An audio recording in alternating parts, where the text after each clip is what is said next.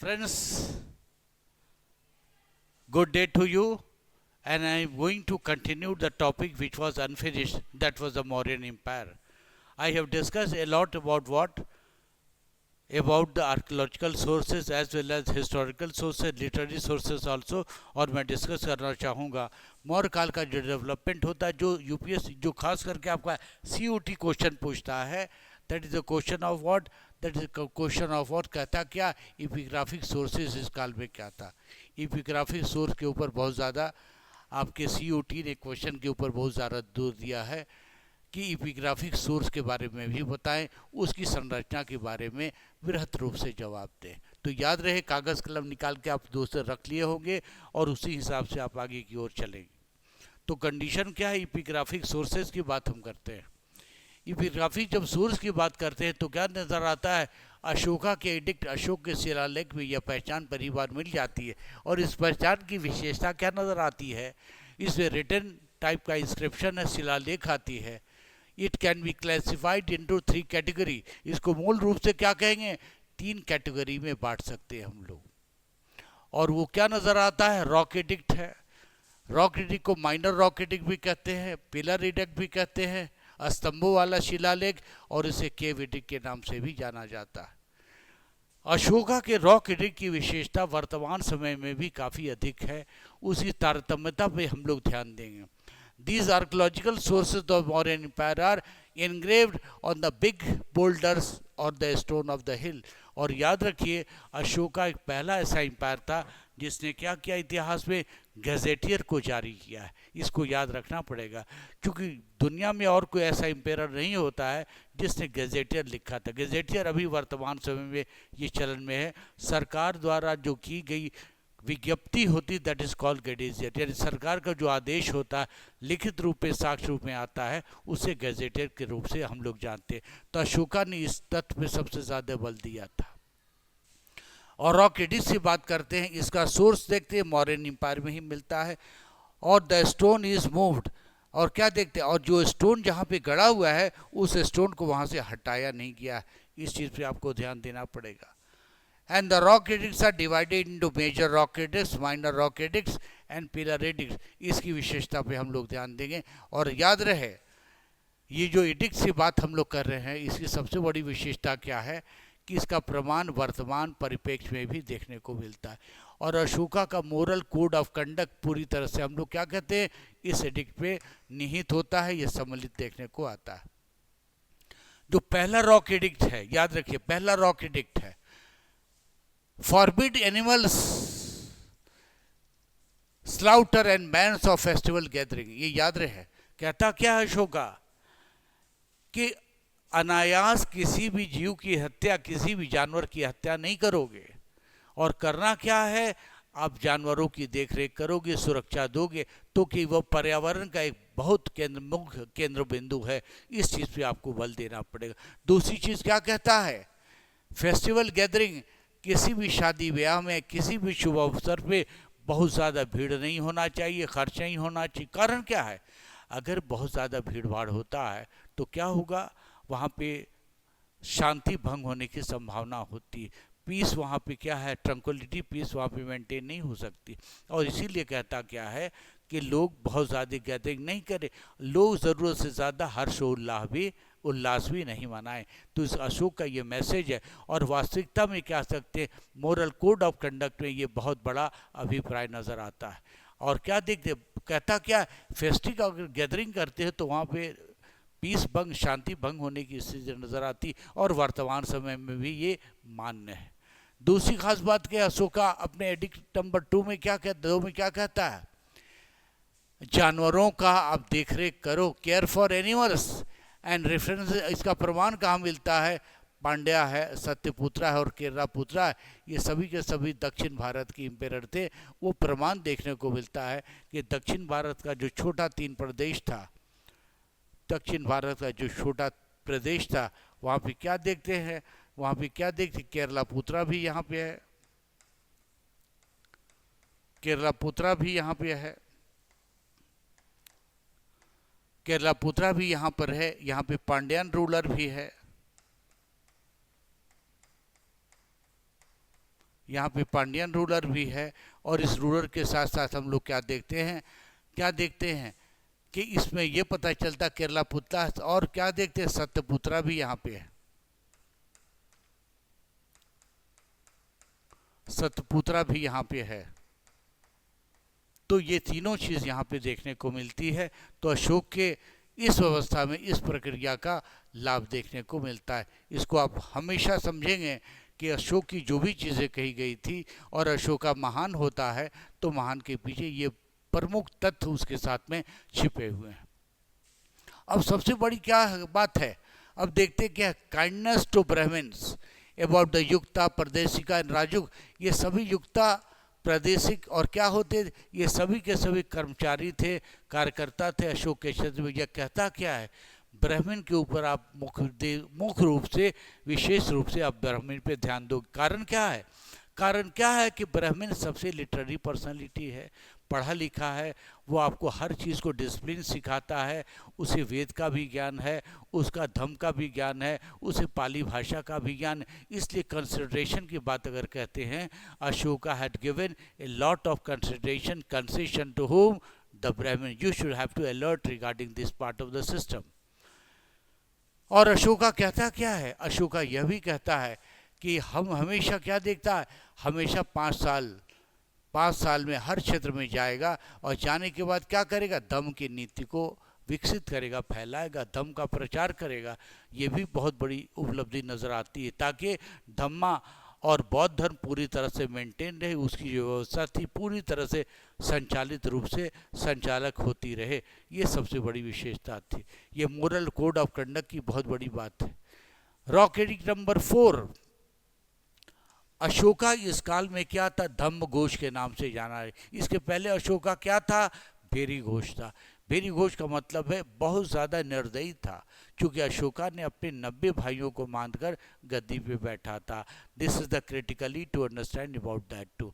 तो अशोका को उस समय क्या कहते थे, किस नाम से, भेरी घोष के नाम से जानते, मतलब आतंकित करने वाला रूप या पर्सनालिटी। आगे जबकि 261 BC में क्या होते, कलिंग का जब विजय होता है, जब कलिंग को जीत लेता है तो अपनी इस प्रवृत्ति को अशोका बदल देता है। इसको कहा क्या जाता है, धम्म घोष। अशोका का नाम हो जाता है धम्म घोष, और कहते हैं भेरी घोष को हटाने के बाद धम्म घोष की चीज सामने आ जाती है।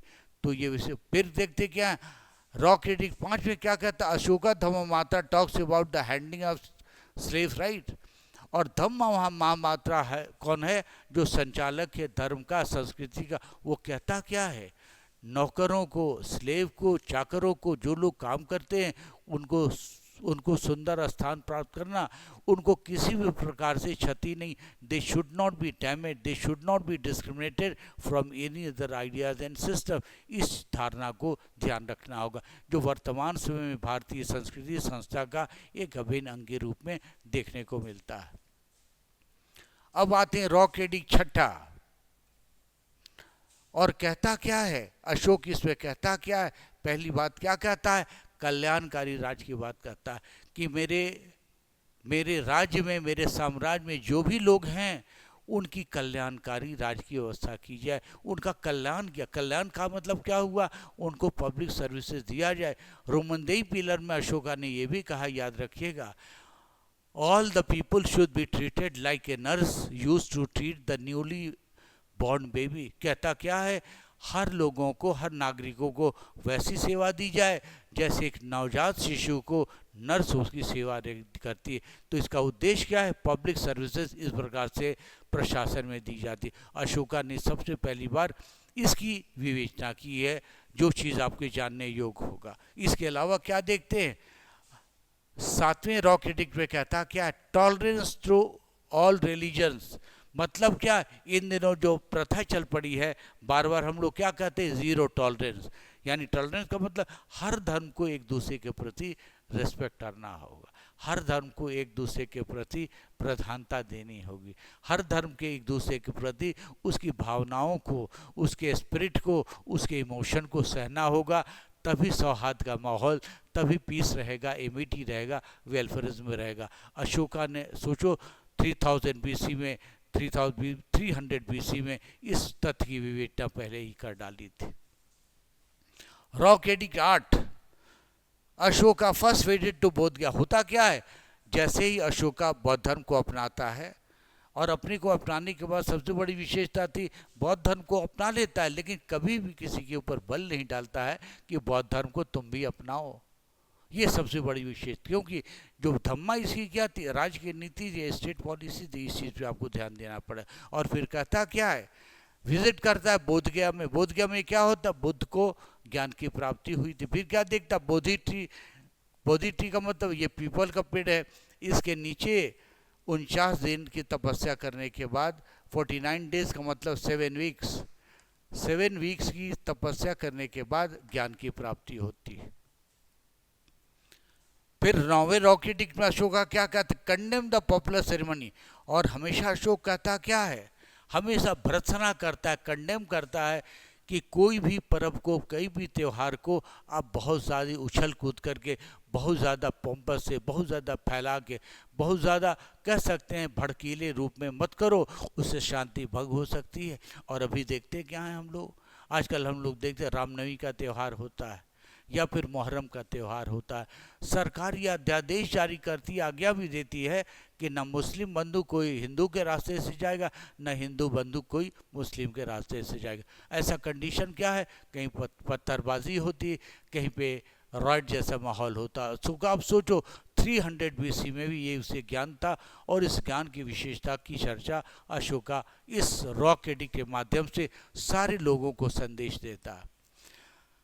Rock edict, major rock edict 10, ये कहता क्या है, ये कहता क्या है, disapprove the individual desire for the fame and glory and stress on धम्मा। कहता क्या है, अपने ग्लोरी को, अपने डिज़ायर को बहुत ज़्यादा कह सकते हैं प्रचार प्रसार मत करो। आजकल आप लोग क्या देखते हो, हर आदमी अपना स्टेटस को मोबाइल पे लगाता है, मतलब क्या है, अपने ग्लोरी को छिपा नहीं सकता है, वो हर जगह प्रचार रूप से करता है। अशोका ने सख्त उस कंडीशन में, उस सर्कमस्टांसेस में कहा था कि इसको टॉलरेंस रखना पड़ेगा और इसको बहुत ज़्यादा प्रचार प्रसार नहीं करो। ये विशेषता इस काल में नजर आती। तो कुल मिला के कहा जा सकता है, अशोका वर्तमान समय में पूरी तरह से ज्वलंत है। उसकी बताए हुए निर्देश, उसके बताए हुए कार्यक्रम पूरी तरह से सामाजिक व्यवस्था में, सोशल सिस्टम में पूरी तरह से एप्लीकेबल है, या कह सकते हैं वो चीज़ पूरी तरह से इम्प्लीमेंट हो रही है। Another important part, major rock edict 10 की बात करते हैं, जिसमें क्या देखते हैं, 11 की बात अब एलोबरेशन ऑफ धम्मा।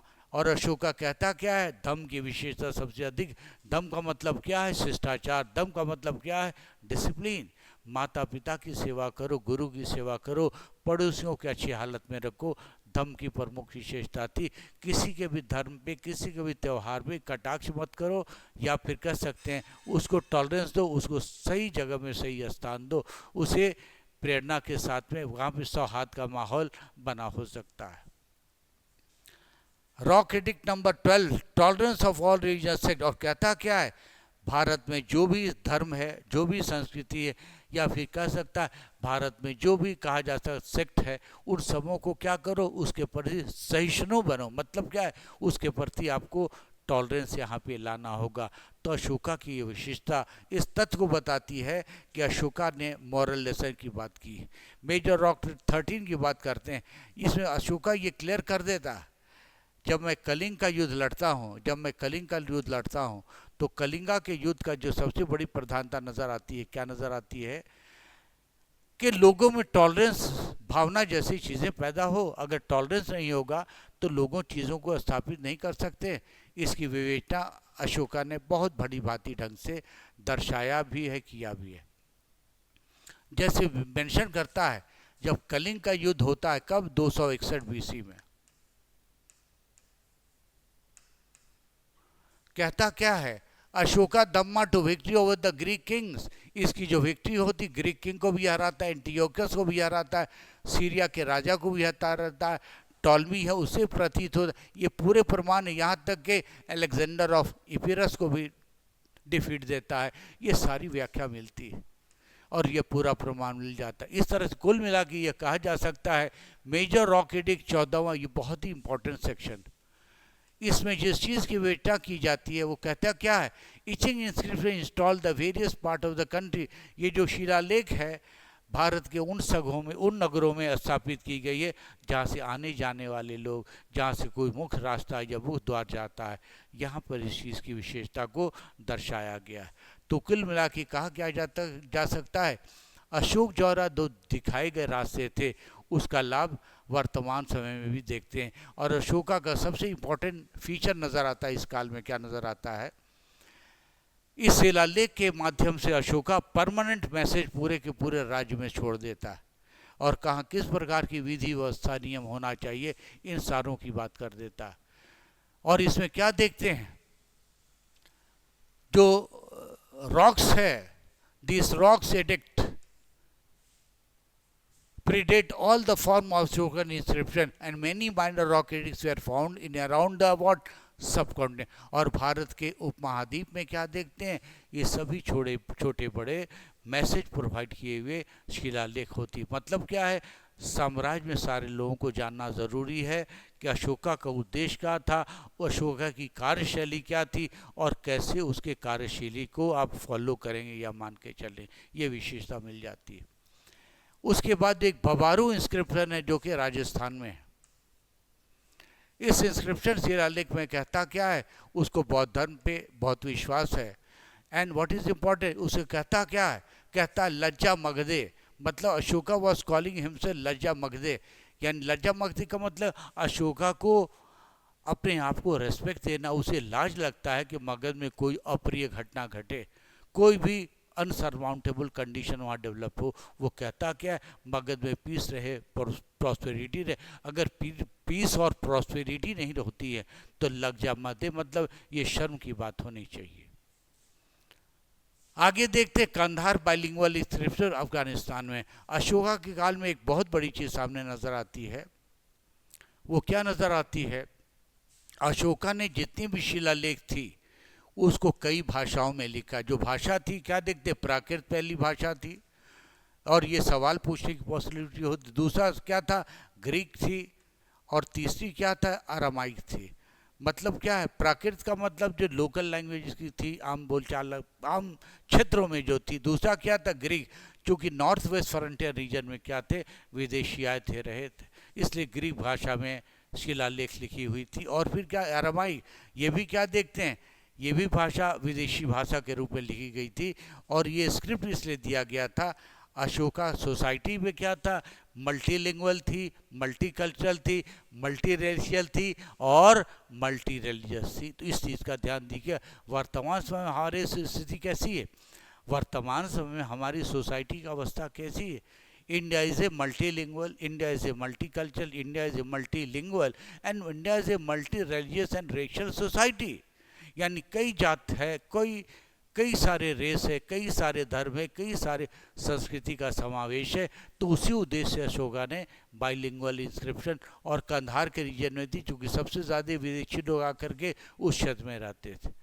आगे देख, some of the minor rock edicts, और कुछ छोटी रॉक एडिक्ट है जो कहते हैं राजुला मंदगिर में है, कुछ कुरनूल में है, कुछ आंध्र प्रदेश के क्षेत्र में, कुछ बिहार भारत के सासाराम रोहतास में भी देखी गई है, और सोगरा देखते गोरखपुर में भी।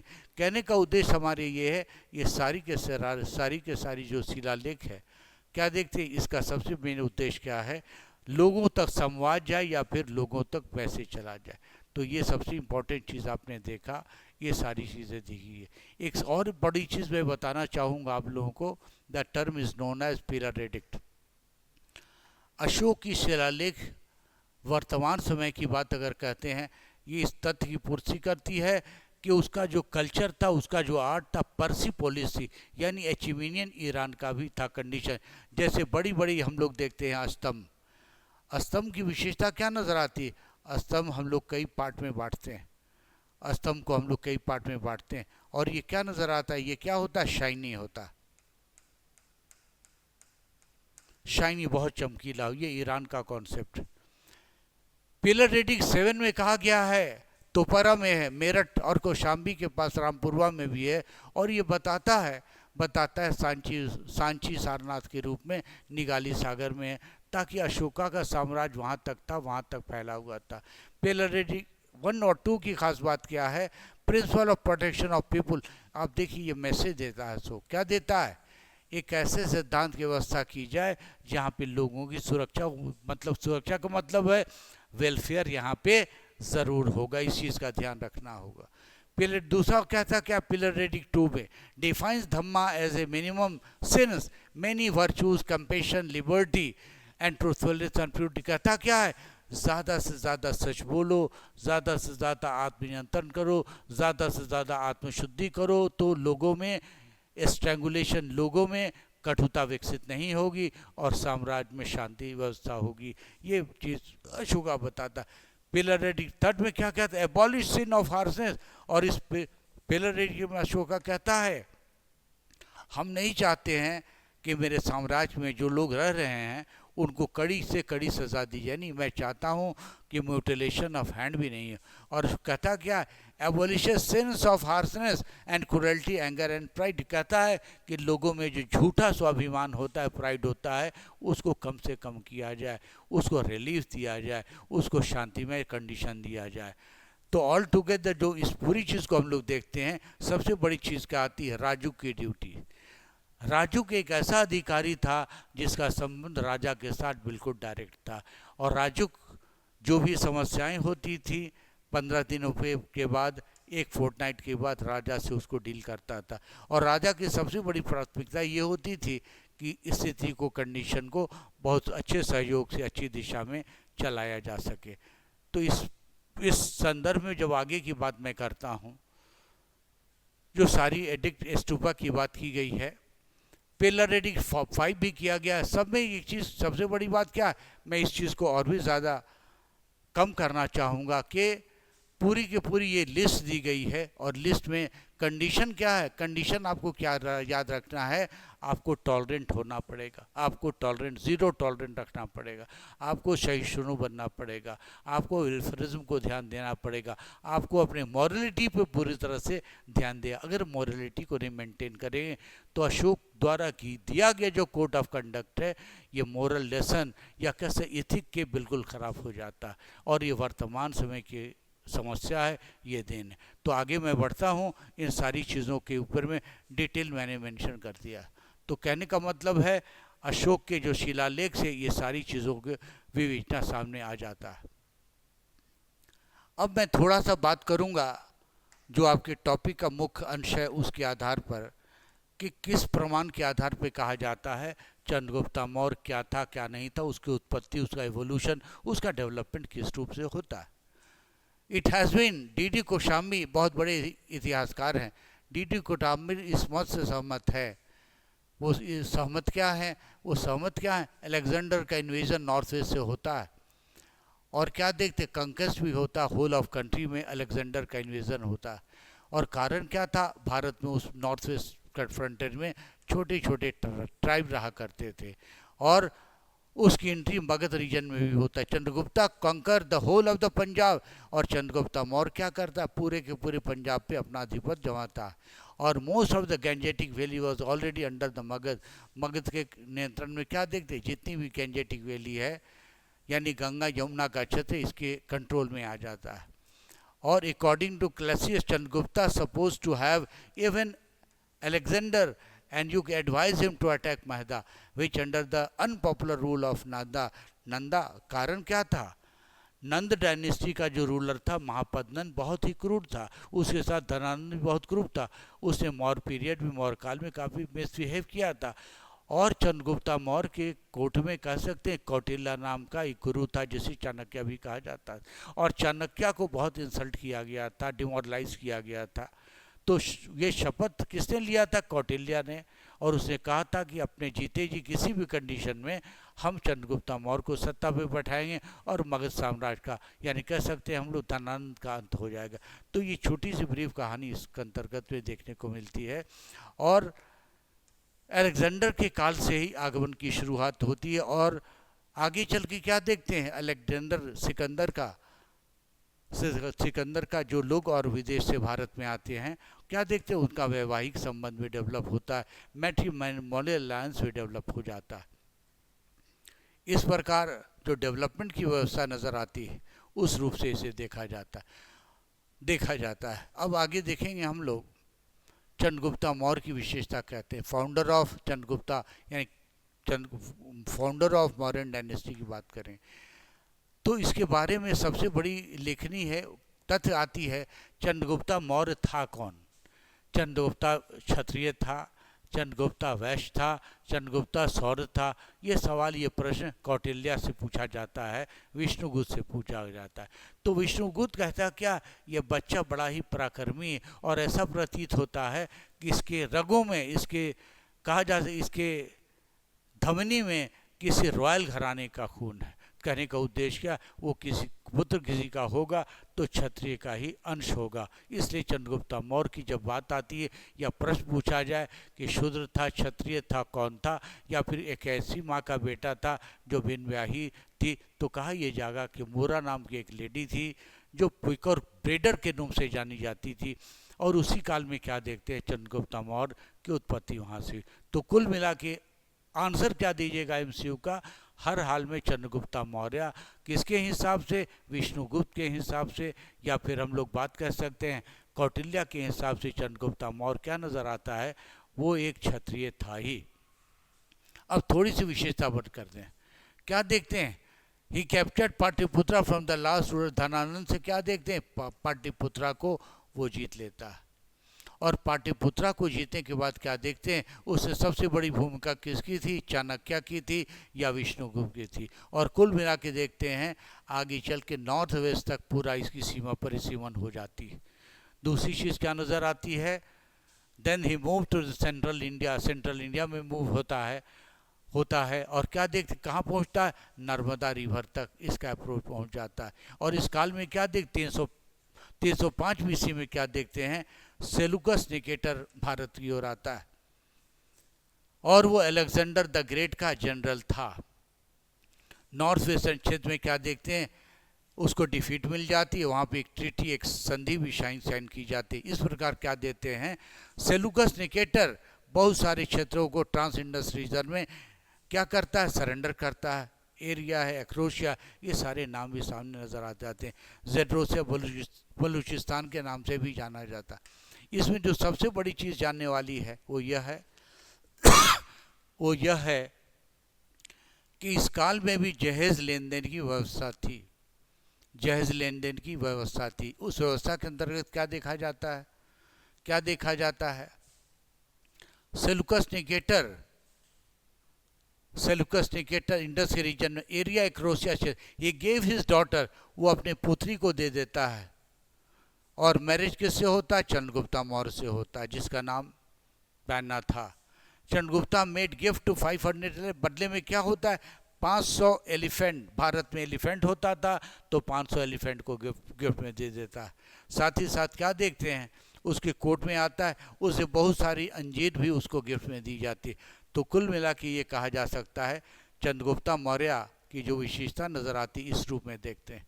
और इस चीज़ में मैं इस चीज़ की व्याख्या कर चुका हूँ, आपको ये जानना पड़ेगा इस आधार पर कि चंद्रगुप्ता मौर्य, या कह सकते हैं टोटल हम लोग कह सकते हैं कि मौर्य साम्राज्य का जो डेवलपमेंट था, क्या देखते, स्वर्णगिरी ये क्षेत्र से लेकर इस क्षेत्र, नीचे के क्षेत्र को छोड़कर ये पूरा के पूरा साम्राज्य विस्तार, इसको पहली बार एक शब्द नज़र आता है, संप्रभुता। अगर कहा जाए संप्रभुता का कॉन्सेप्ट कहाँ से आता है, तो आप आसानी से इस चीज़ की व्याख्या कर सकते हैं। इसका सबसे बड़ा प्रमाण किसे मिलता है, चंद्रगुप्ता मौर्य के एम्पायर के कंडीशन में देखने को मिलता है, ये चीज़ देखने को मिलती है।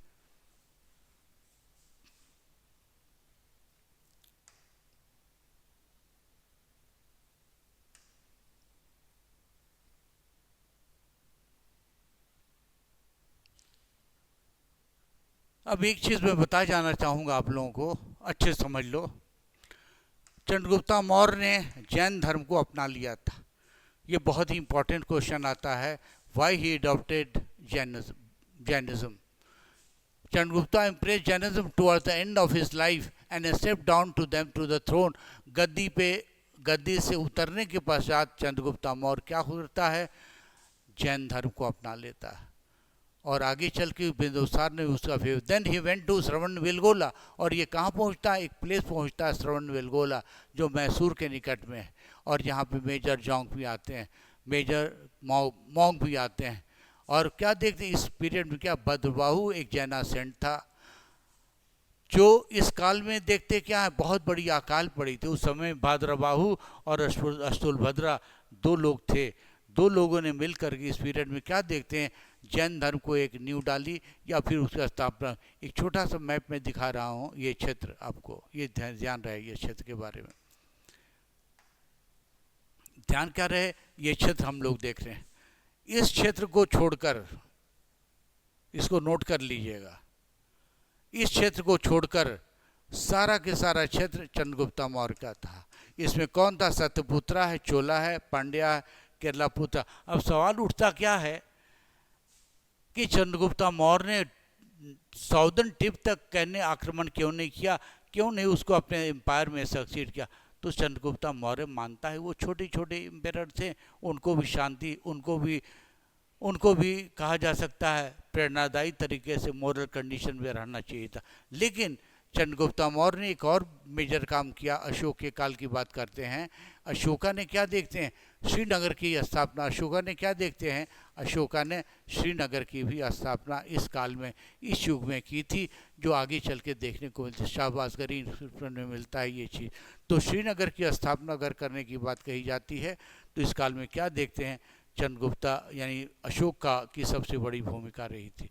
फिर छोटा सा एक इतिहास देखते हैं हम लोग, जिसमें हम लोग देखते हैं क्या है, जिसमें देखते हैं बिंबिसार। लेकिन अब केंद्र बिंदु पर आते हैं, अशोका ग्रेट क्यों था। एक क्वेश्चन बहुत एराइज करता है, अशोक महान क्यों था, अशोक महान किस प्रकार से था, क्यों था, काहे था, इस चीज़ पे ध्यान आपको रखना ज़रूर होगा। अशोका क्यों महान था, अशोका एक महान शासक के रूप में किस रूप में या फिर किस परंपरा के रूप में आया है। तो बच्चों ऐसा करते हैं हम, फिर आगे मैं कल इस श्रृंखला को जारी रखें। आप याद रखिएगा अशोका महान क्यों था, कल मैं इसकी बात करूंगा। ये आपका चैप्टर नंबर, ये याद रखिएगा, ये आपका जो पार्ट है पार्ट 3 के रूप में जाना जाएगा, क्योंकि अशोका है, चंद्रगुप्ता मौर्य है, सोर्स ऑफ इंफॉर्मेशन, हम सभी चीज़ों की व्याख्या करें। Okay, thank you very much, good night, नमस्ते, थैंक यू।